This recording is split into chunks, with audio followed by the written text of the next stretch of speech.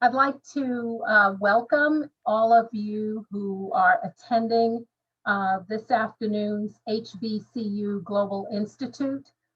We are delighted to have a very special panel on the topic of advice from Caribbean and African diaspora global leaders. One of the things about putting a conference together is that we get to know in advance who the speakers will be and the topics, and we're very, very excited because of the lineup of speakers this afternoon.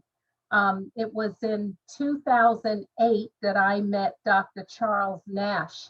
And for those of you who work in organizations, I got to meet and have conversations with the big boss. He was the Vice Chancellor for Academic Affairs for the University of Alabama System.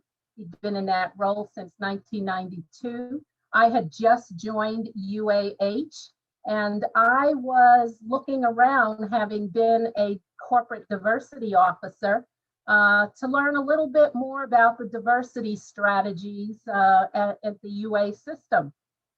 And everyone said, you have to talk to Dr. Nash.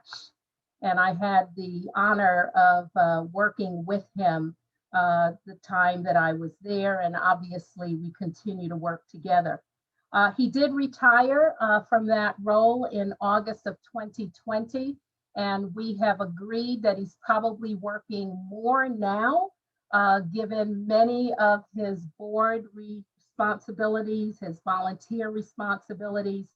What I'm so pleased about, and probably didn't remember until reviewing his resume, he is a product of an HBCU, Jackson State University in Mississippi, where he received his bachelor's degree.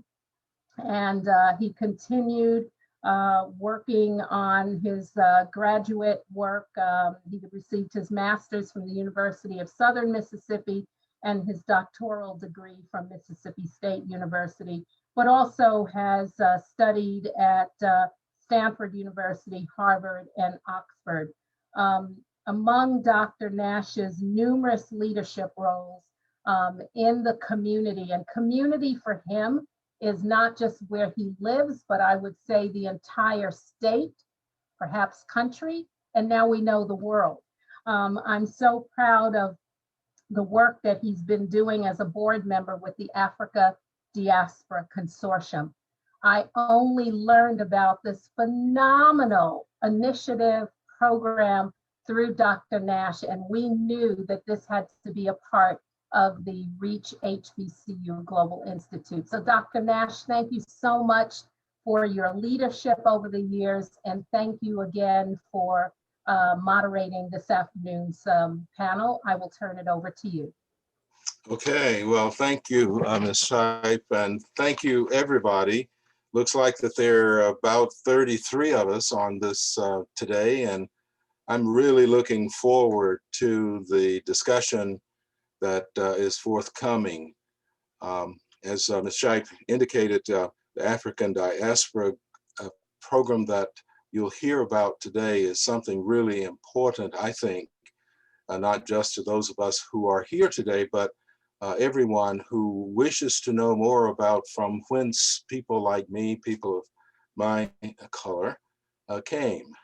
And I've been pleased to become a part of the African Diaspora program, again, that you will hear about. I won't steal the thunder from one of our participants, Dr. Cassie Freeman, and the group that she will bring on to talk about that because she knows so much more about it than I do. So welcome, everyone. I'm looking forward and I'm happy to be a part of this, this panel this afternoon. As was indicated, if you do have questions or comments, put them in the chat so that we won't miss the opportunity to have our panelists respond to those comments and questions at the end of our presentations. So let me introduce Dr. Cassie Freeman. Dr. Freeman is has a PhD degree, as we indicated, and she is the president and CEO of the African Diaspora Consortium. It's a 501c3 not-for-profit organization of global mission. The impact of that organization is worldwide. You'll hear about the impact that it has in education and healthcare, artistic work, and you'll especially hear something about how the consortium has been instrumental in working to bring about an advanced placement seminar program for our young folk in our high schools to study about the African diaspora. She has been affiliated or is now affiliated with Columbia University, Tuskegee University, Notre Dame University, Southern University System, Bowdoin College, and has worked in the area of leadership and diversity for a long time. In fact, diversity issues in higher education in 2019 named her one of the top 35 women in higher education in the US because of the work that she has done with the Diaspora Project. I'm going to stop on that, Dr. Freeman, and invite you to bring on your team and your discussion, please. Thank you so very, very much, Dr. Nash. Always a pleasure. And so let me just say right up front that Dr. Nash is a member of our board. So we talked him into that, and that added to his work, as you mentioned, Jackie. On behalf of the African Diaspora Consortium, I bring you the warmest greetings. We are so thrilled to have been invited to participate in this event. And this was actually a follow-on to the event that we participated in last year. So we're excited about that. We'd also like to highlight and congratulate Jackie and her team for the grant, the amazing work that they have been doing, and now that they're getting recognition for that, as well as putting together this outstanding conference. Just by briefly, we can all get excited about the work of the African diaspora. I promise you that. And we're going to try to stay on point today because we really recognize the time and want to make sure we honor and respect that. But by background, I just want to say a little bit about the African diaspora and the work.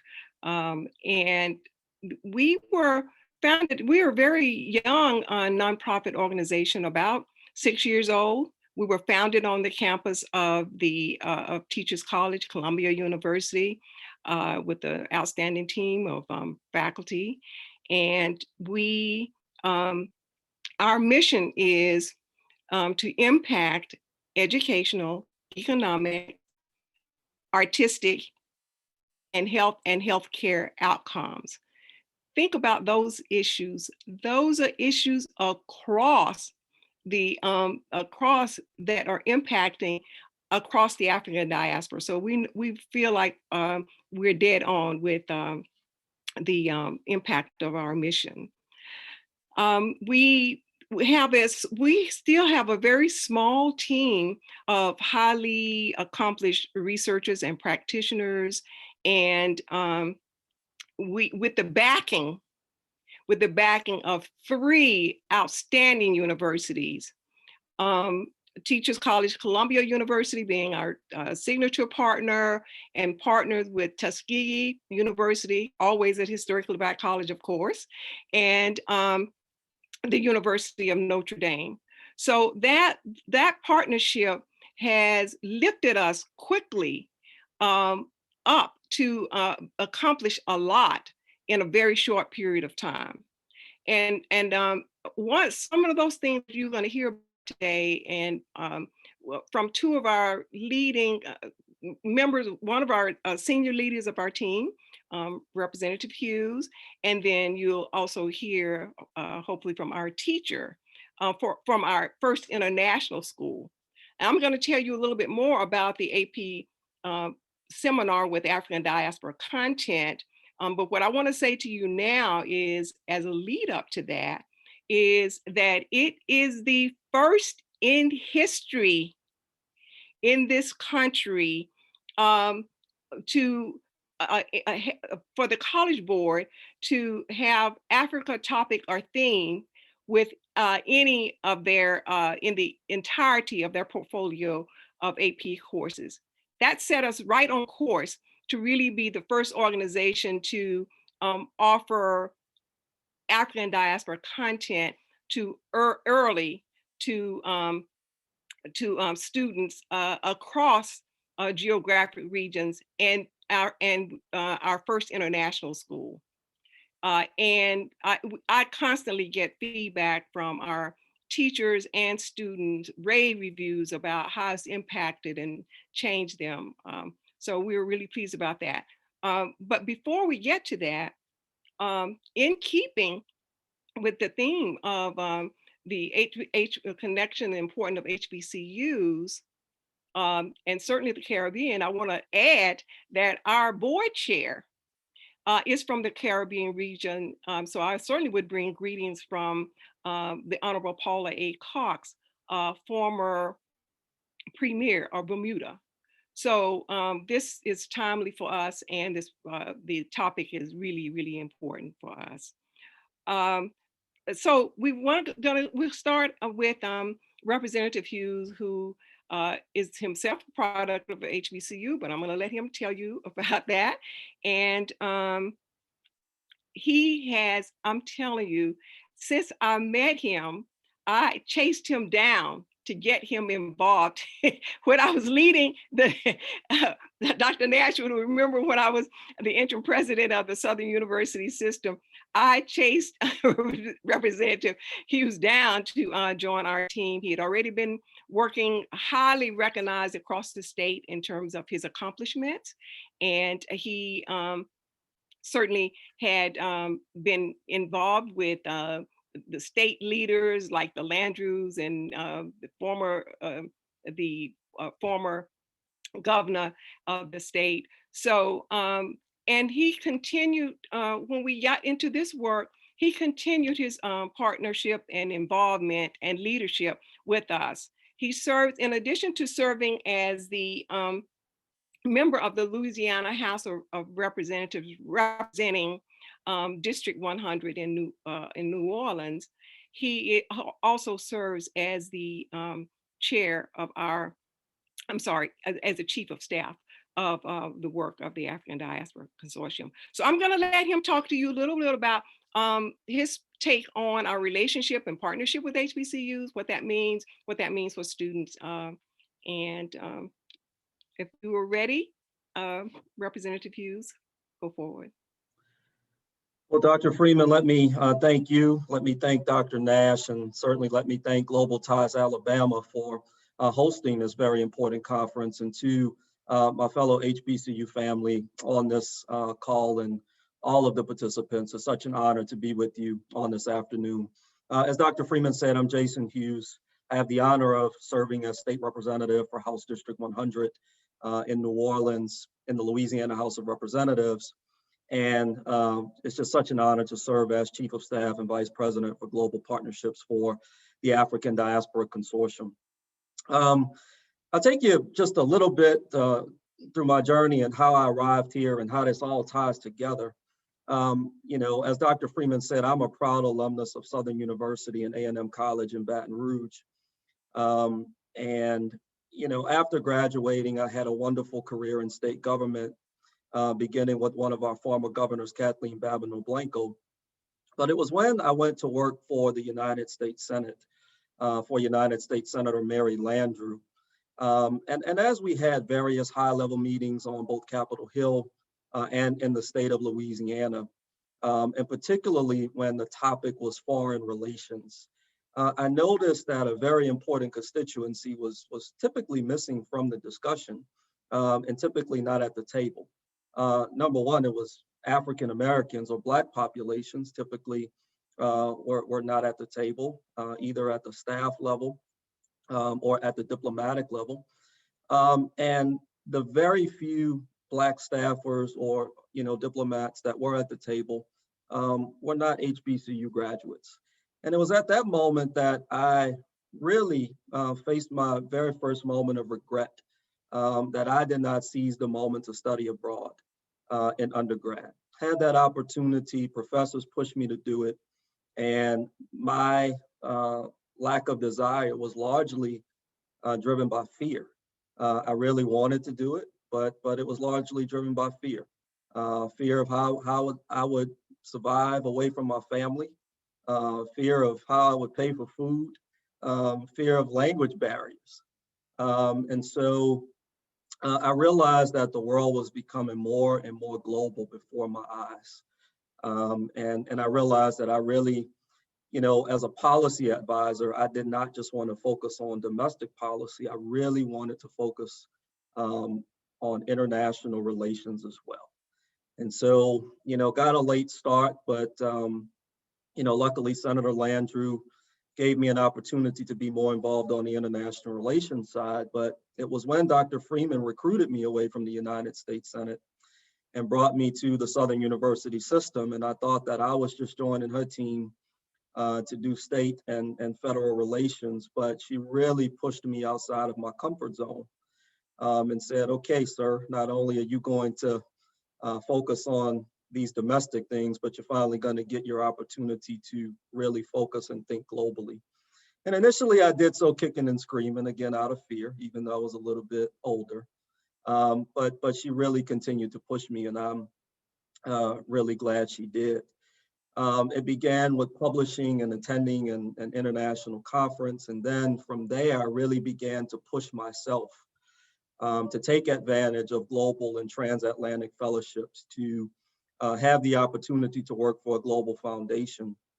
And in 2019, I had the honor of my life to participate in a 30-day fellowship, transatlantic fellowship, traveling to 7 countries throughout Europe as we strive to strengthen U.S. and transatlantic relations. And, the reason that I seized the moment to do that is because I felt it would really make me a more effective leader in my role with the African Diaspora Consortium. And I really do feel so much more prepared. One reason that I take this work so seriously is because, first of all, I know the power of an HBCU education. And so many of our students that graduate are not just capable of leading us domestically, but globally. Certainly our Vice President of the United States is a great example of that, but there are so many examples of HBCU graduates who are now our ambassadors on the global stage. And so one of the great things that I get to do with the African Diaspora Consortium now is building and strengthening relationships with colleges and universities, but with a particular focus on HBCUs. Ensuring that our HBCU students have the tools to be mobile, global, and green, not only as they matriculate through their undergraduate career, but through their career after they graduate.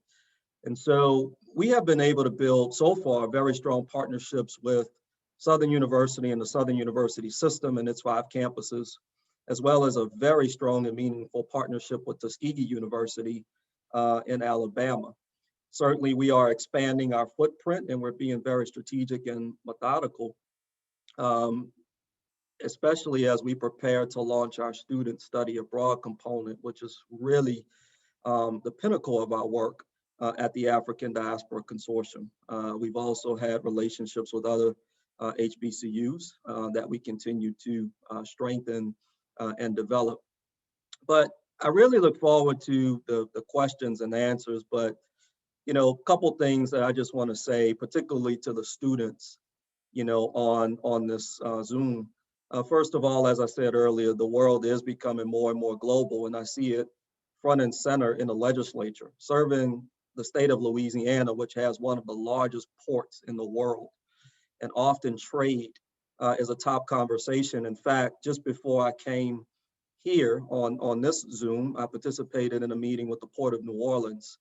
And very few people in the legislature, there are 144 of us, very few understand trade, and certainly very few people of color are typically a part of that conversation. And because I've had the opportunity now to travel abroad extensively and really immerse myself in policy and bilateral relationships, I understand and can contribute greatly to conversations like trade and be at the table and work with our governor, work with our business leaders, work with my fellow legislators. And certainly when we think of trade with the United States and particularly the state of Louisiana, one of our key trading partners are countries in the Caribbean and Latin America.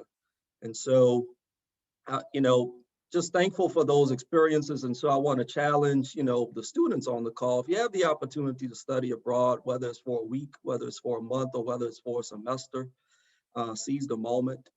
And any way that I could be helpful, I don't want this conversation to end today. Please keep in touch with me. And I look forward to staying in touch, and anything that I can do to help with the journey, I'm there. But I'm going to end there and look forward to answering your questions. So thank you. Thank you so very much. You can see how every day I'm just thrilled that for the opportunities to work with the people who are engaged in our work. Now I mentioned briefly, first I want to see if Katie is on the line.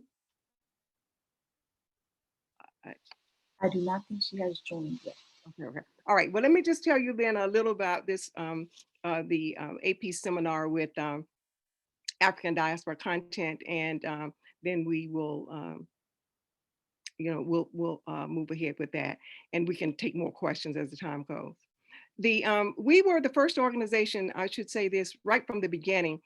We had a conversation with the College Board based on our good colleague, Dr. Michael Nettles, who suggested that we discuss the possibility of developing a course at that time related to the African diaspora.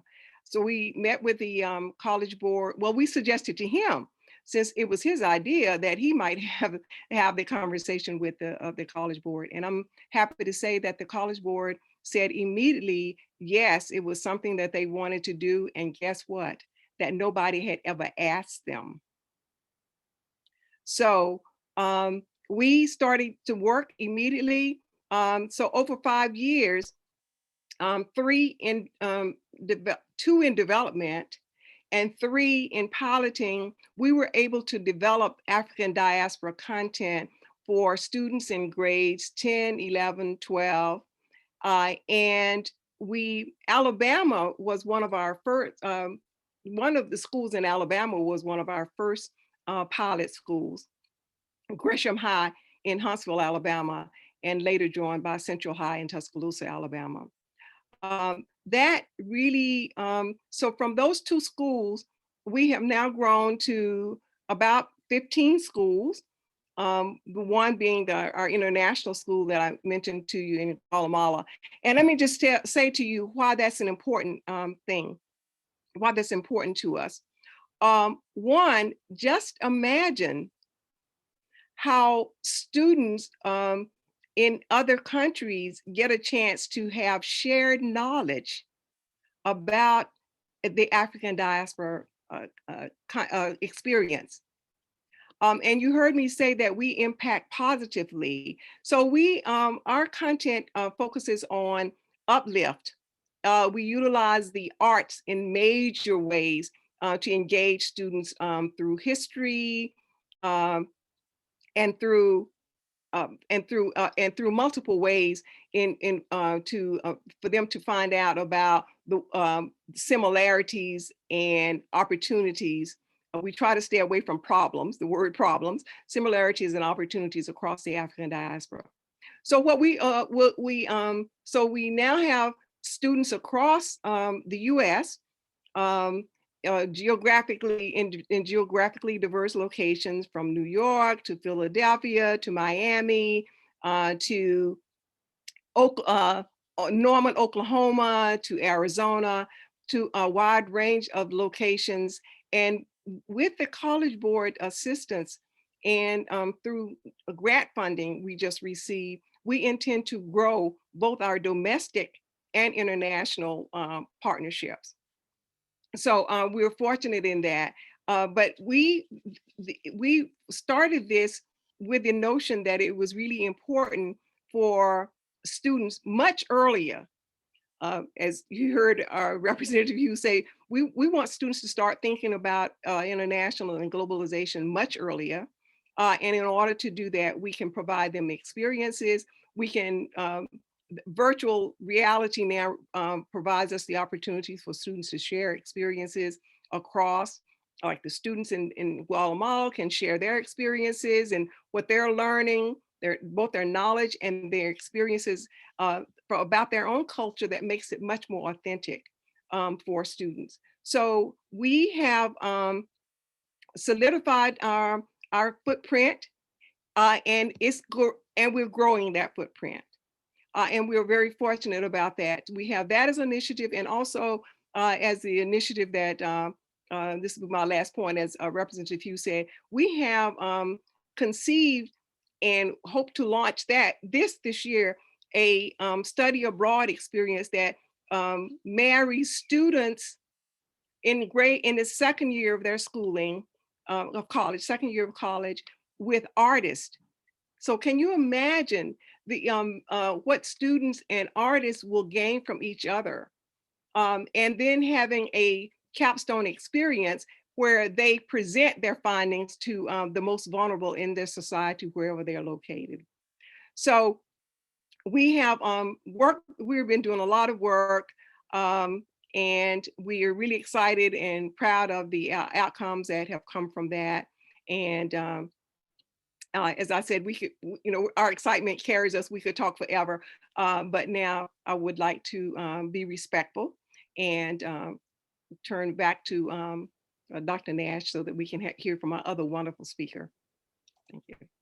Okay, thank you. Thank you, Cassie. Thank you, Jason. We really appreciate your sharing about the diaspora, about the consortium, and about the work that you are both doing with colleagues all over the world. And I think it's really important to note that the organization is not just about Louisiana and Mississippi and Alabama. It's a global organization that lifts up the African diaspora.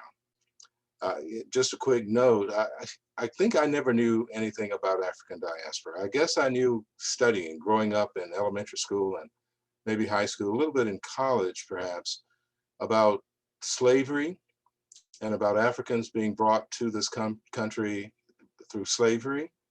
But I never really had an opportunity or never was taught about the much larger concept of the diaspora that spread all over the rest of the world from Africa.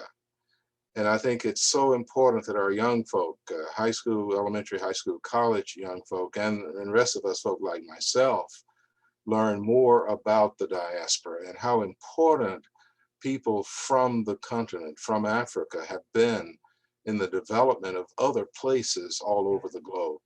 And so thank you, Cassie, thank you, Jason, for what you're doing to make that happen. And that fits in, as Jackie said, that fits in right in with Global Ties Alabama. This is a really nice partnership, these two organizations. So now I'd like to turn to another one of our guest speakers on the panel today, Dr. Sam Subby. He is in Norway. He is from Ghana, or has ties to the continent of Africa, Ghana. Dr. Subby is a Norwegian scientist with roots in Africa. He received his PhD degree in 2000 from Bergen University in Norway. For 6 years, from 2011 to 2017, he chaired an international committee of scientists to understand how changes in the environment may affect the ability of fish stocks to replenish. His professional experience spans over 10 years of industrial and over 6 years of academic research in petroleum engineering. Dr. Subby, we really appreciate you being a part of this discussion. He, in 2017, was awarded the 2017-2018 Fulbright Scholarship as a visiting professor at Cornell University in the US of A. He is an ardent soccer player. I guess I'm not surprised by that, Sam. A writer of poems and fiction. I am surprised by that, maybe, for a scientist like yourself, and is a part-time student of theology. Welcome, and let's hear from you now. Thank you so much. Thank you very much for the introduction. I first want to start by thanking Mrs. Shipe and the whole group at Global Ties Alabama for inviting me to participate in this seminar. For one reason or the other, I couldn't say no to Mrs. Sharp when I was invited. Well, I wouldn't tell you why, but for more than stronger reason, I decided to participate because I felt, given my background, I might have a lot in common with a lot of the HBCU students who are listening in today.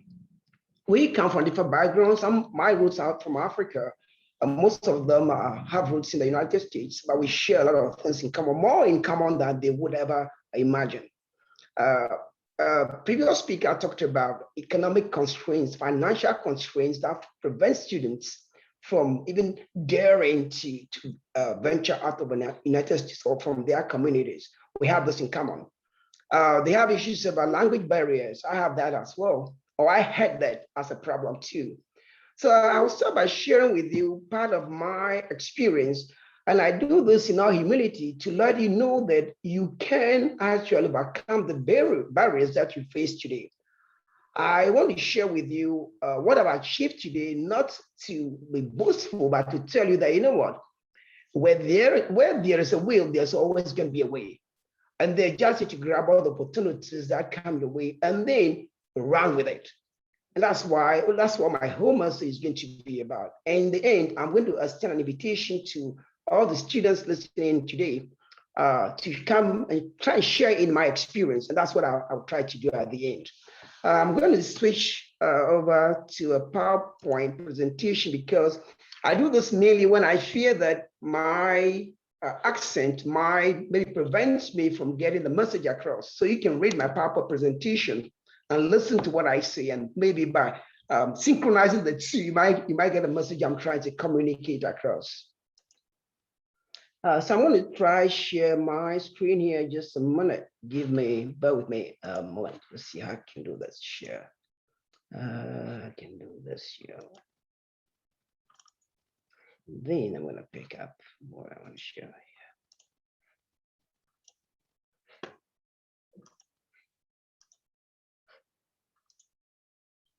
So I want to start by just to recap sort of my bio, which been shared with you, needs an update. Since 2017, when I was in the US, I think I came in the US as an assistant professor. I've since been promoted as a full research professor, and then I'm now as well an adjunct professor with the Western Norway University of Applied Sciences, where I work mainly with PhD students in issues of computation. I've also since then become the editor of one of the largest journals in marine sciences, that's the ICS Journal of Marine Sciences. And I've been as well be involved in many scientific advisory boards and then reviewer for a lot of scientific magazines. But then I would say my proudest achievement has been the founding of a nonprofit, which is called Tracks Norway. And the whole aim of Tracks Norway is to support girl education in Ghana. I believe Africa would have been a different place if we had more women leaders. And that's my strong conviction.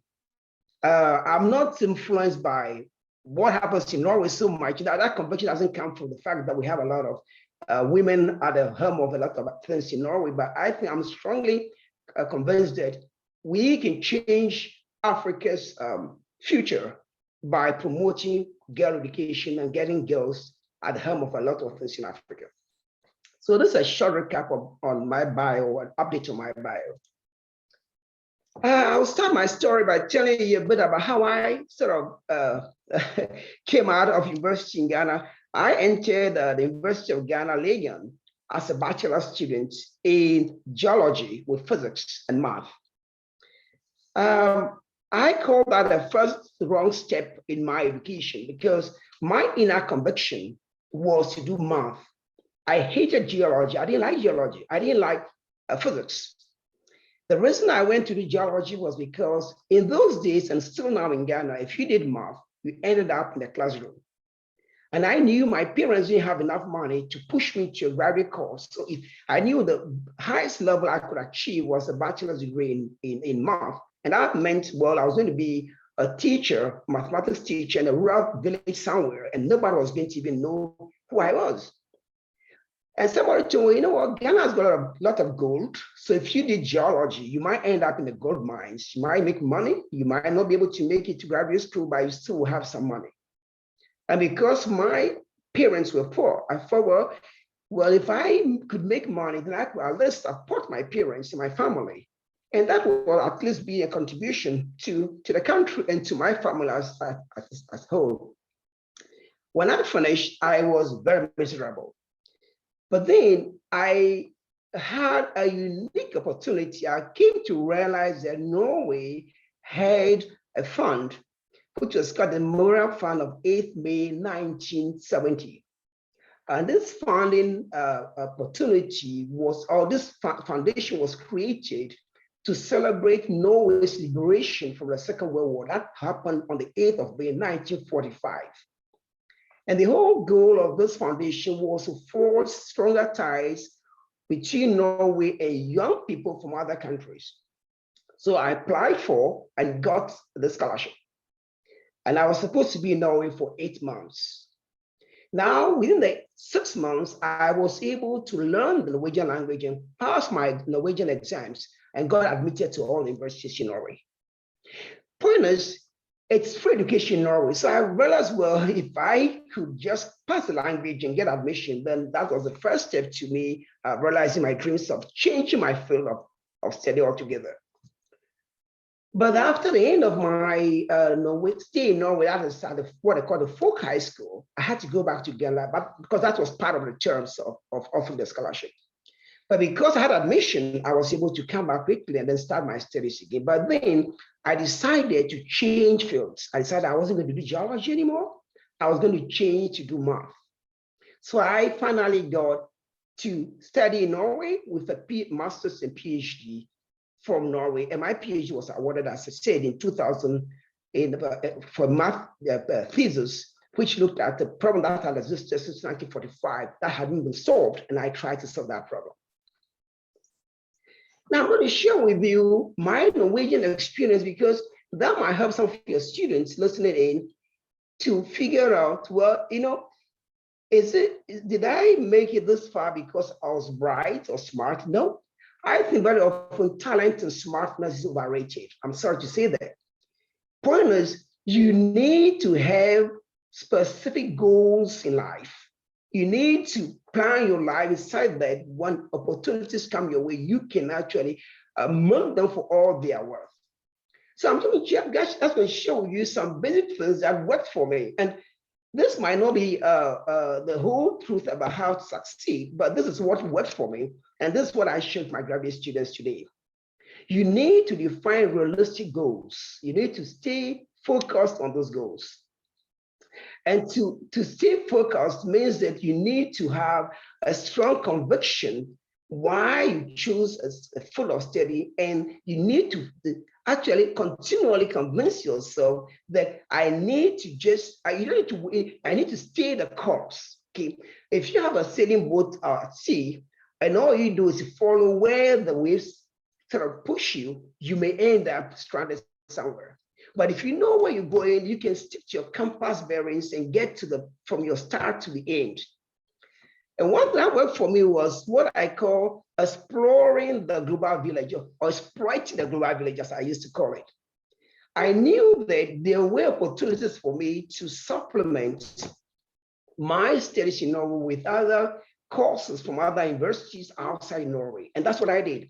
So I didn't speak any Finnish, but I traveled to Finland and spent time in Finland to get courses that I came back with credits that were accepted at my local university. I did the same in Sweden. I traveled to Sweden. I did the same thing in Spain, traveled, stayed at this university for a short period of time, took exams, came back and got credits accepted at my local university. And you need to set realistic and realizable milestones. People often confuse milestones with goals. Milestones to me are just markers along the track. So that tells you, well, you said, okay, you're doing great. You've moved from one step to the other. It's okay to celebrate those milestones. And typical milestone will be, well, passing your calculus 101. That's fine. That's a milestone. But that isn't the full goal. So you need to celebrate those milestones, but you need to keep your focus. You need to understand that, well, this is just a step along the path. This is not where you need I want to be. There's something higher than that. You need to prepare for setbacks and constraints. So I'm going to share with you some very simple things I experienced as a man of color in Norway back in 1989, 1990. I had to face cultural stereotypes and idiosyncrasies. I'm telling you, some of them were really difficult to deal with to start. Norway is a very nice and liberal country. But we're human and we all have our own idiosyncrasies and stereotypes. It's not too different from when I was in the US and people could hear that I had an accent and people were wondering, well, where's that weird accent coming from? It's just human. It's typical of every human being you meet. And I think it's a survival instinct from which we all exhibit. Well, when you hear an accent, you just wonder where is that coming from. I work with a colleague who is from British Guyana. The first time she spoke to me, I couldn't ask her outright, well, where are you coming from? But I was a bit curious, where's that accent from? And it took the whole week, and a lot of courage to figure out where she came from. But that's typical, and that's what I experienced in Norway. But then it was even more than that. Somebody came up to me and said, you know what? I don't expect an African like you to be able to make it here, because I don't think you guys have a good quality of education down in Africa. So how are you going to manage to go through your studies here? And that's upfront. And I need to deal with that. But I also need to do what I always refer to as an absurd trichotomy. So give an example, look at a figure on your left. To get my residence permit in those days, the residence permits were issued by the local police authority in Norway back in 1990s. To get my residence permit, I need to prove to the police that I had enough financial support and had accommodation, to be able to get the permit to continue to stay and study in Norway. Now, here comes a very tricky part of it. But to get this proof of financial support, I need to prove to the scholarship agency that I had a valid residence permit.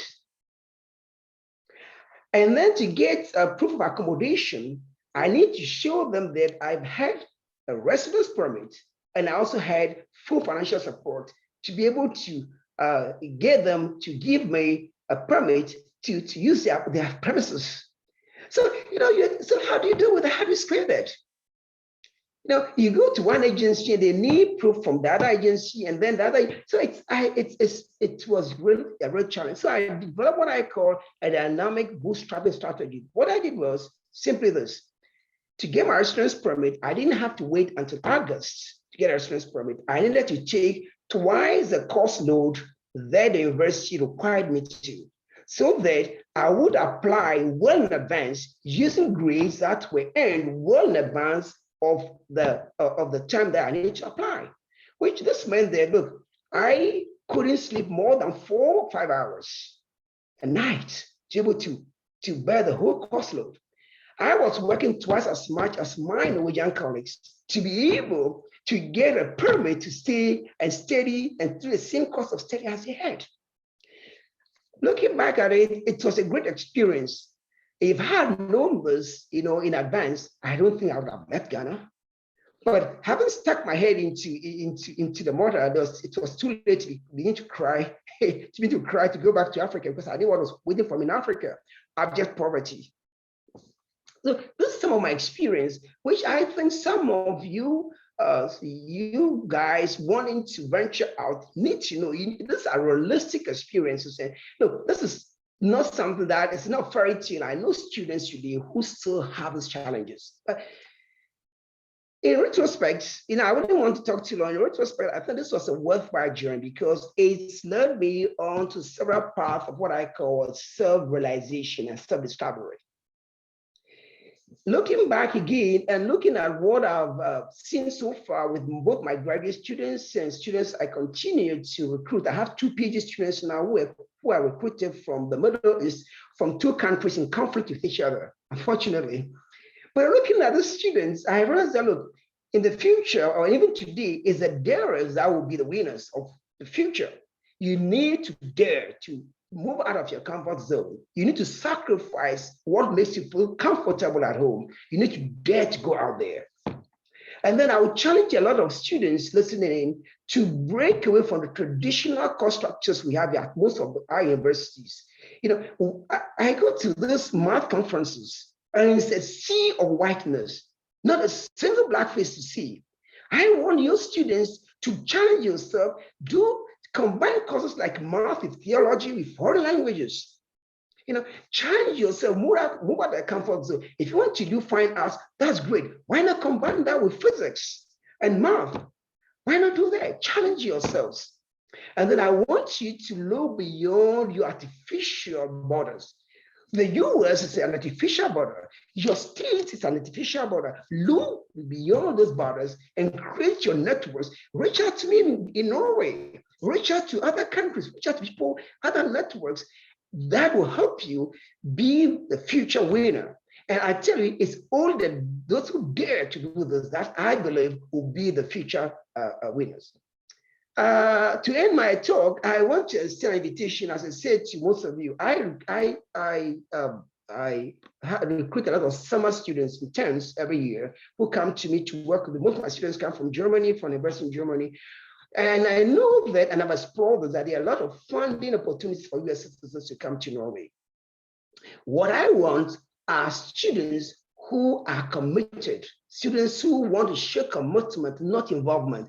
If you ask what the difference between commitment and involvement, I will tell you, look at a typical English breakfast plate. On that plate, you find bacon and you find eggs. The pig has been committed, but the hen has just been involved. So I want students who are committed, not only involved in the study, students who are committed and ambitious.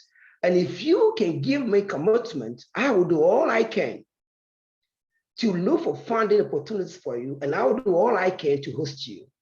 So with that, I hope to see you all, and a lot of you in Bergen from maybe this year, I don't know, but welcome to Bergen. Thank you.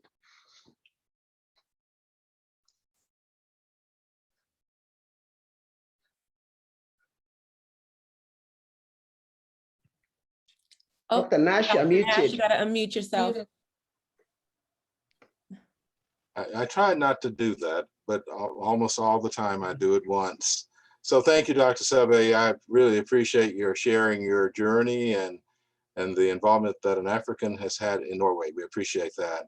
We have been blessed at this point to have our special guest, Ambassador Sidney Colley, join us. He is U.S. Ambassador from the Bahamas, and we'd like to invite Ambassador Colley to speak to us, share with us any ideas and concepts that he might have that might be beneficial to our students from HBCUs and the path that he has taken. I won't share his long resume, but he's been a teacher, he's been a lawyer, he's been a member of parliament, and he is now U.S. Ambassador from the Bahamas. Ambassador Colley, if you'll unmute yourself and speak to us, we'd appreciate that. Thank you, sir. Thank you very kindly, Mr. Nash. And it is certainly a pleasure to join this distinguished lineup and to have a few brief words of encouragement for the students. I feel privileged having come behind the last speaker, who not only told his own life story, but also did an excellent scientific presentation on what I would term a motivational speaker.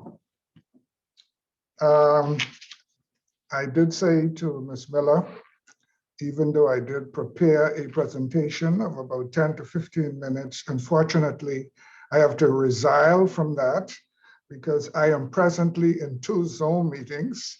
I have a major presentation to make. And when they called, when it was my time to speak, they were not quite ready for me. So I have that meeting running and I'm into this meeting and I have another one that starts at 5 o'clock. So I'm going to be very brief, but I really want to thank Dr. Sobe. I think his name is from Ghana originally, and now he's in Europe. I want Dr. Sobe to know that my chieftain name is Nana Kwesi Obertan I. I was installed as a chief of the Asebu traditional region in Cape Coast, Ghana in November 2020. I am development chief over 26 municipal areas, and I'm scheduled to travel to Ghana the last week of this month. I've been traveling to Ghana for about 25 years, following, doing some research at Elmina Castle in Cape Coast, and following the transatlantic slave trade. I've done quite a lot of work on that, and I hope to be publishing sometime as I double up on many duties. I am a published author. I have 4 books. I have a book of short stories and poems.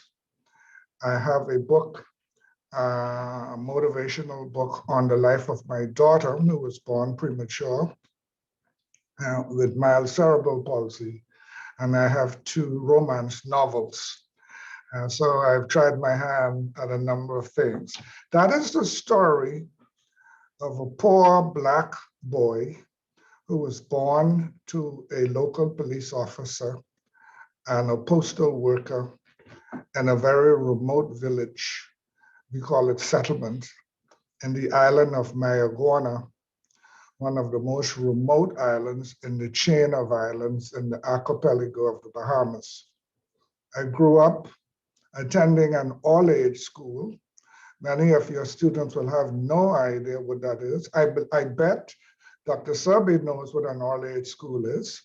It's a school where it's a big open classroom, and the first 6 grades are all in one classroom with just one big room with cardboard or some form of separation. And when you finish grade 1, you move on to grade 2 just next door, right next to you. So that is how I got my early education. Fortunately, the Bahamas is a former British colony and a member of the Commonwealth. And growing up on the island, the British had put in place what is called common entrance exam. And I think that is still going on in Ghana. We have a similar colonial history. I took the common entrance exam at the age of 11. I did very well. I passed the exam and I got a scholarship to attend one of the most prestigious schools in the country, but in the capital. That was my escape route. And that is less than 2% of the story of the young people from the village where I grew up. I think over the last 25 to 30, maybe 40 years, only 2 other students from that village were able to secure that scholarship. My life ambition was to become a lawyer. And that is the reason why I wrote down 6 questions for the consideration of the students. What are your adult ambitions? Do you know how you will achieve it? Do not let lack of finance serve as an excuse or as a bar to your achieving your goal. how badly do you want what you set out for yourself? And Dr. Thurbe, I hope I'm pronouncing your name correctly, actually addressed this other one. Be prepared to make adjustments along the way. In other words, have a plan B, and in some cases, even a plan C. And don't be put off if the time that you set for you to achieve your goal, you do not meet it. In other words, don't say, I want to be a lawyer or a doctor at the age of 26. And at the age of 24, 25, you're only halfway through your first or second degree. And at the age of 26, you throw your hands in the air and say, I didn't meet my goal. You are going to have to make a lot of adjustments along the way. Just like you make adjustments in your personal life and other matters, when you set ambitious life goals, they don't always pan out the way you plan. There's a higher order, and sometimes there are bigger plans for your life. My escape to get to law school was I had to attend a teacher's college. After I graduated from high school, my parents didn't have the money. As I said, they were very poor folks in a small village. And to get to London, the London School of Economics, to do a law degree was pretty costly, even back then. But the Bahamas government did have a scholarship program for persons who wanted to go into education, fully paid with a stipend. And I said, I'll become a teacher. So I went to teacher's college. And after 3.5 years, I graduated as a general ed teacher. And I taught for many years, riding my little bicycle and my motorcycle around the small settlements in about 23 different islands of the Bahamas and saving. And so after about 7 years, I had enough saved to go to law school. And then I had another disappointment. I had a death in the family, a very close member. And London was on the other side of the pond. So what I did was I went to the University of Miami and did 2 degrees, a Bachelor of Science, a Bachelor of Education, and a Master's, an MBA. And along the way, did a Master's at Nova University of Science degree. And that I did many of that because again, I was fortunate to secure scholarships from many different areas. And I learned something while I attended college in the United States, which many American students overlook. Students coming from abroad, particularly the Caribbean and Africa nowadays. As a matter of fact, the statistics are showing that of the 70-something persons enrolled in PhD programs in Harvard, 85% are from African countries, primarily from Nigeria. So I decided that yes, I would detour, and I did detour while I waited for the plan to unfold. I actually entered law school at the age of 34. I already had a very successful career and quite a lot of academic qualifications behind my name. And so after 4 years in law school, I was able to join a pretty large law firm, and my career took off. So my message to you is set your goal, stick with it. No matter what. If it's deferred, so be it. Pick it up later.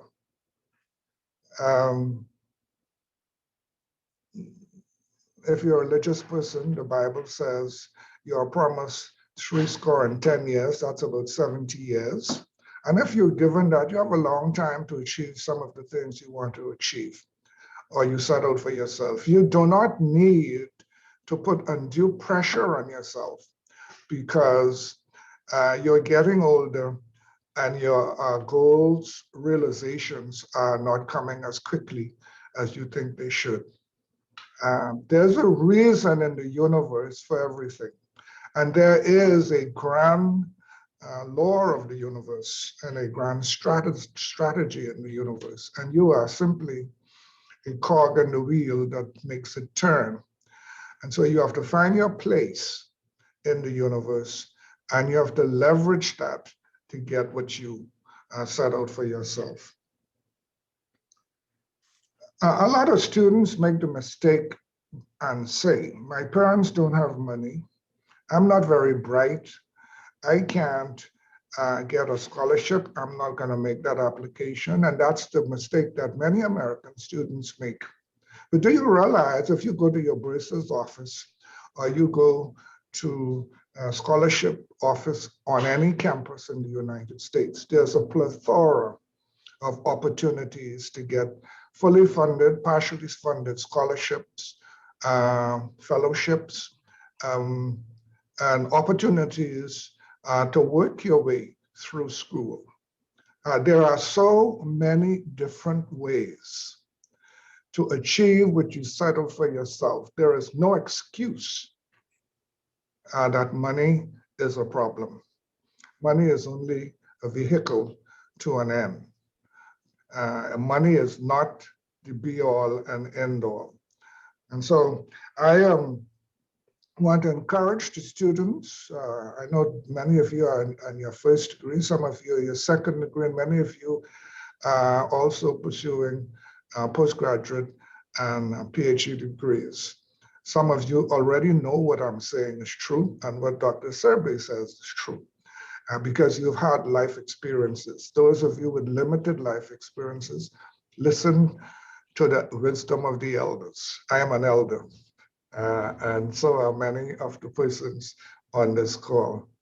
When I was very young in my village, the only role model available was a teacher or family island commissioner. Family island commissioner was a technocrat sent from the capital that did little road work, paid the old age pensioners, and he was the chief government administrator. My grandmother said to me, boy, I want you to be a teacher. And if you're not a teacher, I want you to be a family island commissioner. My grandmother has been dead now about 30 years. And now she only could imagine what I have actually become, far beyond just, and I don't want to minimize being a teacher because those were the most rewarding years for my young career. But I have gone on to become a member of parliament, a cabinet minister, a diplomat, a lawyer. I'm an ordained minister and a published author. And I'm not done yet. I still have some things left to do. And you know, Robert Frost says, the road not taken, two roads diverge in the woods. And you reach and you decide which one you take. Whichever road you take, there's a pathway for you and there's some accomplishment at the end of the road. So be encouraged. And I hope these words, this brief exhortation will assist you along the way. Thank you, Ms. Miller. Thank you, Mr. Nash. Thank you, Mr. Ambassador.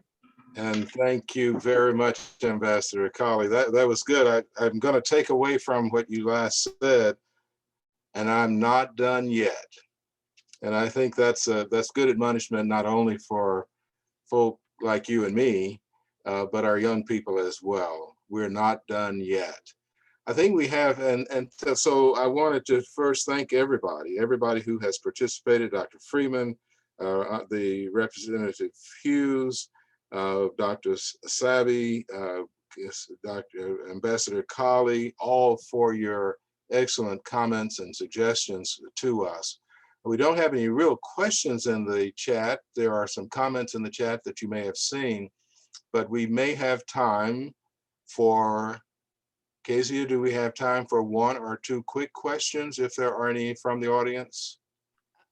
May I just, I forgot, I wanted to make sure that I introduced our newest graduate assistant, L'Oreal Brown, who is studying a master's in clinical psychology at Teachers College, and she is an Alabama A&M University undergraduate. So we are thrilled to have her. Welcome, Ms. Brown. We're glad to have you here. Okay, are there any questions? Is there a question, a really hot question that anyone wants to make, or a comment that anyone wants to make at this point before we close?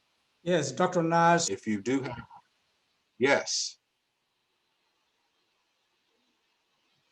Now you're muted, Dr. Sadar. You're muted.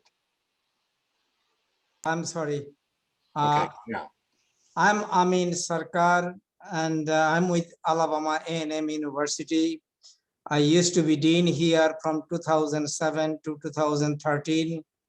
And then I went overseas to introduce American education system in Indian subcontinent. I came back as a faculty. So recently I became again an interim dean of the College of Business and Public Affairs. And I recognize our great student, Rayana Miller. She was in one of my departments called political science. And this is just fascinating, and this meeting is very timely meeting. And I'm just trying to share with you, we have all learned that how the slavery brought people from Africa and in America. The similar slavery took place from Africa to India in our history, but the experience in Indian subcontinent has been totally different. The Africans who were brought, they were in the military, they were in the businesses, they were having very quick upper mobility. The particular part of Indian subcontinent where I come from, it is nowadays called Bangladesh. It is inside the map of India. So we were ruled by Africans. And one of our great African rulers, his name was Firoz Shah towards the end of 1400 years. And then whole of India around that time was also ruled by African slaves. Originally they were slaves, but over time they were no more slaves. They were the rulers, they were the royals, they were the kings, they were doctors, they were businessmen, they were professionals, and so on. So many people probably do not know the slavery in America and the slavery in India. They took totally opposite experience. And people in our part of the world, of course, because we were ruled by British for 200 years. And before that, the Arabs and the Turks, those Muslims ruled us for about 900 years. So Muslims lost to British. That is how British came. And when the British left after 200 years, they created a new country called Pakistan with the two parts, and East Pakistan became later on Bangladesh. So I'm talking about that particular portion where I come from. So it is a great prize that our people, they are a mixture of Africans and local Indians. And if you go further back in the history of India, you definitely heard about Indian civilization. That was a Black civilization that happened by the Black people who were in India long time ago. They migrated from the continent of Africa.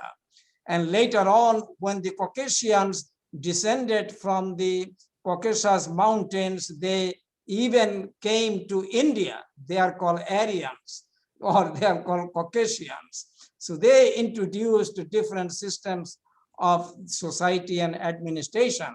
But majority of our original people, they are in southern India, and they are the most intelligent people. You heard about the Silicon Valley in India, in Bangalore. So all these smart people, the most technically qualified, they are ancestors were originally from Africa. They are still very dark. You might have noticed. So you should feel proud that your history, your ancestry, they created great civilization and they made great impacts throughout the world, including India. Thank you. Okay, thank you, Dr. Sarkar. That's very interesting and good to know that. So Cassie, I think that our colleague over at Grissom High School needs to reach out to this gentleman with all of that wonderful information to share about the diaspora that went from Africa to India. So all, thank you all. Jackie, are you closing us out? I appreciate being a part of this and hope that all will go well. Yes, thank you so much, Dr. Nash. Thanks to all of our speakers today.